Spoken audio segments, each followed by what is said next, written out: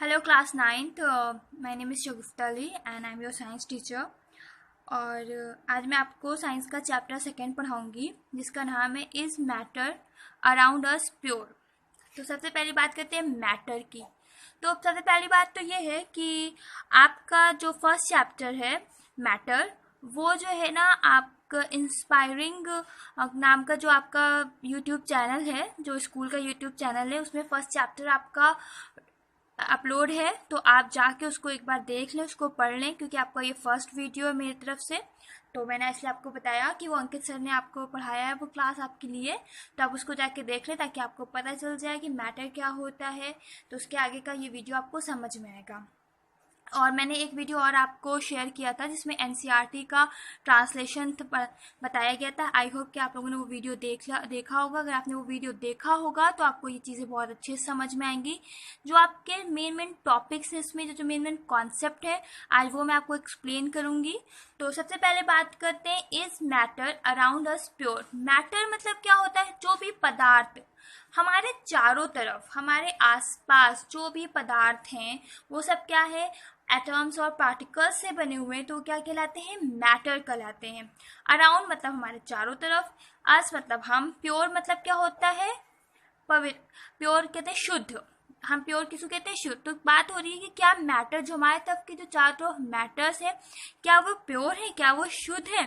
तो हम उसकी बात करें। सबसे पहले हम बात करते हैं matter. What is matter? Actual matter होता क्या? देखो, मैटर वो होता है जिसमें कोई भी पार्टिकल या कोई भी चीज जिसमें मास और वॉल्यूम ऑक्यूपाइड होता है उसको हम मैटर बोलते हैं। ठीक है, कोई भी चीज जिसमें कि मास एंड वॉल्यूम ऑक्यूपाइड होता है उसको हम मैटर बोलते हैं। ठीक, मैटर को बेसिकली तीन चीजों उसमें डिवाइड किया गया है। पहला होता है आपका सॉलिड, लिक्विड एंड गैस। वो आपने प्रीवियस क्लासेस में पढ़ा होगा कि सॉलिड क्या होता है, लिक्विड क्या होता है, गैस क्या होता है। क्लास 6 में भी आपके चैप्टर है। और आप जो प्रीवियस वीडियो देखेंगे, जो मैंने आपके स्टार्टिंग के वीडियो में बता दिया है आपको, तो उसमें आपको सब पता चल जाएगा कि सॉलिड क्या है, लिक्विड क्या है, गैस क्या है। ठीक है, अब हम बात करते हैं मैटर। मैटर को हमें यहाँ पे किस में करना है? आपको मैटर को यहाँ पे डिस्क्राइब करना है हमको दो चीजों को लेकर। एक आपका है प्योर, दूसरा होगा इम्प्योर। तो पहले हम बात करते हैं प्योर। प्योर मीन्स शुद्ध। ऐसे मैटर जो consist of only one type of particles. ऐसे मैटर जो सिर्फ वन टाइप ऑफ पार्टिकल्स से बने होते हैं, हम उनको क्या बोलते हैं? प्योर मैटर बोलते हैं। Example, copper, oxygen, pure water, carbon dioxide and etc. अब आप बात करो को मैम ठीक है, कॉपर हम मान लिए कि सारे पूरा कॉपर कॉपर का ही बना होगा पूरे, जैसे ये एक टुकड़ा है कॉपर का, तो कॉपर कॉपर कॉपर के ही पार्टिकल्स हैं, आपने बोल दिया, हमने मान लिया। ऑक्सीजन हमने मान लिया कि ऑक्सीजन खाली ऑक्सीजन से। प्योर वाटर, वाटर तो आप तुम बोलोगे कि मैम वाटर तो H2O होता है ना, ये कैसे प्योर है? हाइड्रोजन हो गया, ऑक्सीजन हो गया। तो देखो, इतनी सी बात समझो कि वाटर क्या होता है प्योर, इसलिए क्योंकि ये आपने मान लिया ये एक कंटेनर में आपके वाटर है, तो ये क्या होगा? एक पार्टिकल का ये H2O है, तो सारे क्या है? ये H2O ही है। ठीक है, H2O मतलब आप ये समझ लीजिए कि H2O ही पूरा एक वाटर ही होता है, तो इसलिए हम कहेंगे कि ये प्योर है। ठीक है, कार्बन डाइऑक्साइड सेम इस तरह से। कार्बन का एक मॉलिक्यूल होता है, इसमें दो मॉलिक्यूल ऑक्सीजन के होते हैं, तो सारा अगर कार्बन डाइऑक्साइड किसी भी चीज में है तो पूरे में क्या है? CO2 CO2 CO2 CO2 CO2 ही है, तो क्या हो गया? प्योर हो गया। अब बात करते हैं हम इम्प्योर की। What is impure? Consist of two or more type of particles. ऐसे पार्टिकल्स जो दो और दो से ज्यादा पार्टिकल्स से मिलकर बनी होते हैं, मैटर्स, उनको हम क्या बोलते हैं? इम्प्योर बोलते हैं। क्या बोलते हैं? इम्प्योर बोलते हैं। Example, T.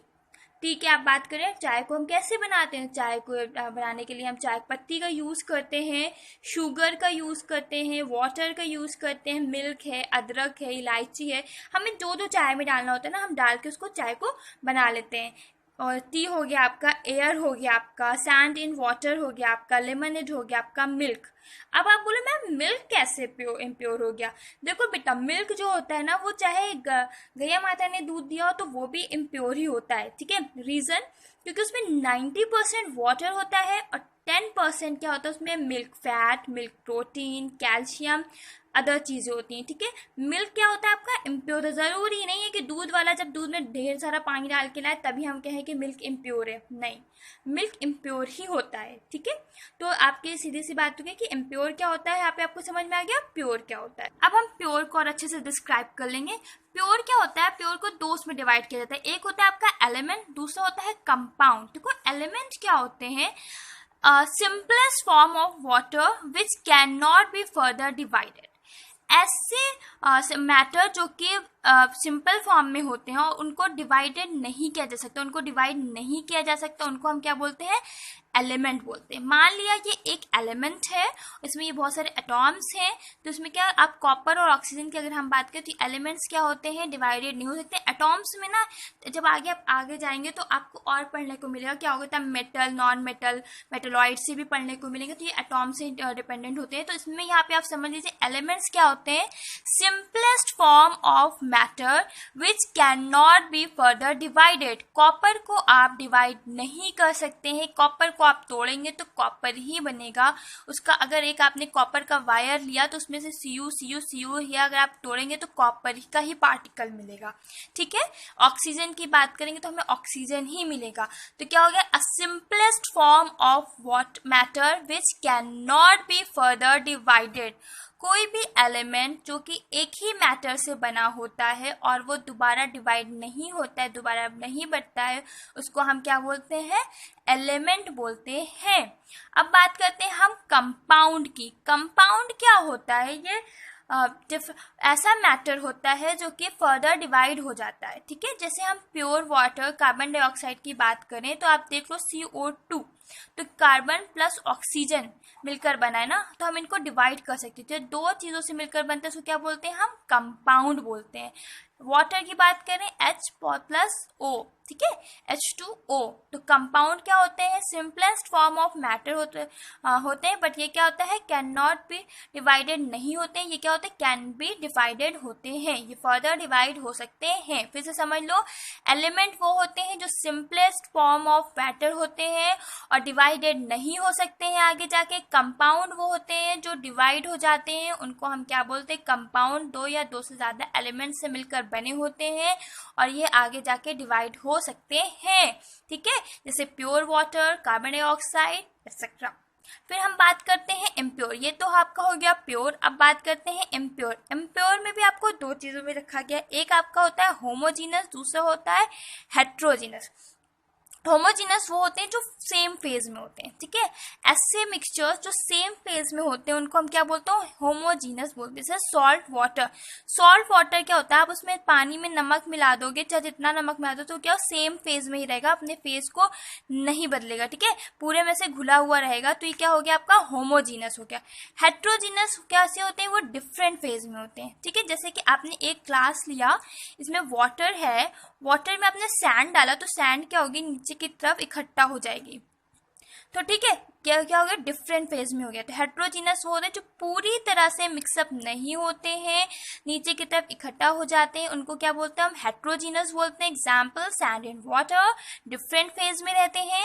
होमोजीनस वो रहते हैं जो सेम फेज में रहते हैं। सॉल्ट वाटर मतलब आप जब पानी में नमक को मिलाओगे तो पूरी तरीके से उसमें घुल जाएगा, मिक्सअप हो जाएगा, तो ऐसे मिक्सचर को हम क्या बोलते हैं, ऐसे मिक्सचर्स को हम बोलते हैं होमोजीनस। अब आप बात करते हैं प्योर सब्सटेंसेस की। तो प्योर सब्सटेंसेस में भी दो चीज टर्म्स आते हैं, एक आता है आपका कंपाउंड, दूसरा आता है मिक्सचर। तो हम सबसे पहले बात करते हैं कंपाउंड की। When two or more element combined chemically in fix ratio they form compound. जब दो या दो से ज्यादा एलिमेंट केमिकली, ठीक है, इस बात को याद रखिएगा, केमिकली फिक्स रेशियो में क्या होते हैं, ऐड हो जाते हैं, मिल जाते हैं, तो उनको हम क्या बोलते हैं, कंपाउंड बोलते हैं। जैसे H2 plus O2 goes over to H2O। तो इसको बैलेंसिंग कर लेना, यहाँ पे जब हम 2H2 कर देंगे तो ये 2H2O हो जाएगा, ठीक है, 2 O ये हो गए, 2 O ये हो गए, 2H2 2 4 2 4, ये बैलेंसिंग आपको क्लास में पढ़ने को मिलेगी। यहाँ पे आप खाली इतना समझिए कि जब दो और दो से ज्यादा एलिमेंट केमिकली फिक्स रेशियो में मिलते हैं, कंबाइंड होते हैं, तो क्या बनाते हैं, कंपाउंड बनाते हैं। एग्जाम्पल में आपने ले लिया water, C+O2 goes over to CO2, carbon dioxide. ठीक है, फिर हम बात करते हैं मिक्सचर्स की। मिक्सचर क्या होते हैं? एलिमेंट और compound just mix together to form a mixture and no new compound is form. Mixture क्या होते हैं? देखो एक चीज और कंपाउंड में समझ लेना कि कंपाउंड में क्या होता है, जब हम दो एलिमेंट्स को मिलाते हैं तो क्या कहते हैं, एक नया कंपाउंड फॉर्म होता है। क्या कंपाउंड?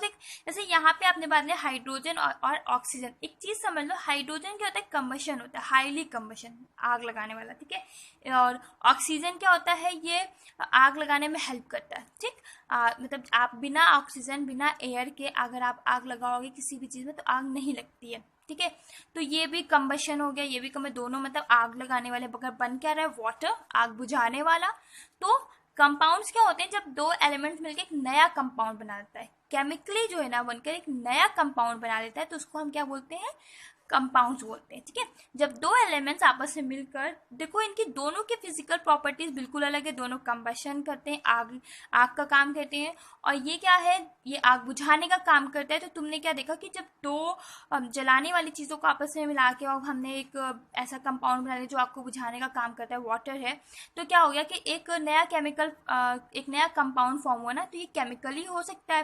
ठीक, तो ये तो आपके पास कंपाउंड्स के। और मिक्सचर की बात करें हम, एलिमेंट्स और compound just mix together to form a mixture and no new compound is form. मतलब सीधी सी बात है, इसमें क्या होता है? केमिकली, कंपाउंड में क्या होता है? केमिकली चेंज होता है, मिक्सचर में सिर्फ फिजिकली चेंज होता है। ठीक है, जब एक एलिमेंट और कंपाउंड जब आपस में मिलते हैं, मिलकर क्या बनाते हैं? एक नया कंपाउंड, एक नया मिक्सचर बनाते हैं, और कोई नया कंपाउंड नहीं फॉर्म करते हैं, उसको हम मिक्सचर बोलते हैं। जैसे टी क्या होता है? चाय हम बनाते हैं, उसमें चाय पत्ती डालते हैं, शक्कर डालते हैं, शुगर डालते हैं और वाटर मिल्क डालते हैं, चाय बनाते हैं। हम अगर शुगर को बढ़ा देंगे तो शुगर की मिठास बढ़ेगी, उसका फिजिकली चेंज नहीं होगा। चाय पत्ती का जो काम वो पहले कर रही थी, चाय पत्ती वही काम बाद में भी करेगी। अगर हम चाय पत्ती बढ़ा देंगे तो भी कुछ नया नहीं फॉर्म हो जाएगा, खाली क्या होगा कि एक मिक्सचर तैयार हो जाएगा। ठीक है, जैसे हमने एक शरबत बनाना है, लेमनेड बनाना मान लो, तो हमने पानी में क्या किया? शक्कर डाला और बनाया। फिर हमको लगा नहीं शक्कर का, हमने और शक्कर मिला दिया, तो क्या हमें नया कंपाउंड मिल गया? नहीं मिला न्यू कंपाउंड। क्या हुआ? हम जो लेमनेड बना रहे थे वही लेमनेड तैयार है, बस उसकी मिठास बढ़ गई है। ठीक, अब देखो डिफरेंस जो है ना, ज़्यादातर आपके जो मिक्सचर और कंपाउंड्स होते हैं ना, इनके डिफरेंस आपका पूछा जाता है। तो पहला डिफरेंस तो आपको यहाँ से मिल जाएगा, मिक्सचर का एलिमेंट्स और compound just mix together to form a mixture and no new compound is form. First हो जाएगा। सेकंड हो जाएगा व्हेन टू और कंपाउंड का हो जाएगा आपका when two or more elements combine chemically in fix they are compound. ठीक है, तो पहला तो ये हो जाएगा। सेकंड देखिए, a mixture has a variable composition. Mixtures क्या होते हैं ना? वेरिएबल कंपोजिशन होता है, आप अलग अलग उसमें भी कंपोज कर सकते हैं। और compound, the composition of each new substance is always fix. लेकिन कंपाउंड में क्या होता है? सबकी एक मात्रा होती है, फिक्स्ड होती है कि हमको इतना डालना है तभी बनेगा, नहीं तो क्या होगा कि कंपाउंड में दूसरा चीज़ कुछ बन जाएगा। लेकिन मिक्सचर में क्या होता है? ऐसा नहीं होता है। ठीक है, A mixture shows the properties of the constituent substances. Mixture क्या करता है? ऐसी constituent substances की मिक्सचर की प्रॉपर्टी को शो करता है। इसमें क्या होता है? New substance has totally different property. इसमें क्या होता है? जो न्यू सब्सटेंस तैयार होता है उसकी प्रॉपर्टी बिल्कुल अलग होती है। जैसे हमने अभी पीछे बताया था आपको, हाइड्रोजन और ऑक्सीजन मिलकर क्या बनाता है? वाटर बताया था। ये दोनों कंबशन करते हैं, आग का काम करते हैं, और ये वाटर है, बुझाने का काम करता है। इसकी प्रॉपर्टी जस्ट डिफरेंट है इन दोनों से। ठीक है, तो सीधी सी बात है, मिक्सचर में जो होता है उसकी प्रॉपर्टी चेंज नहीं होती, जो प्रॉपर्टी पहले थी वही प्रॉपर्टी रहती है। इसमें क्या होता है? कंपाउंड में क्या होता है? जो न्यू सब्सटेंस बनता है उसकी प्रॉपर्टी क्या होती है? टोटली चेंज हो जाती है।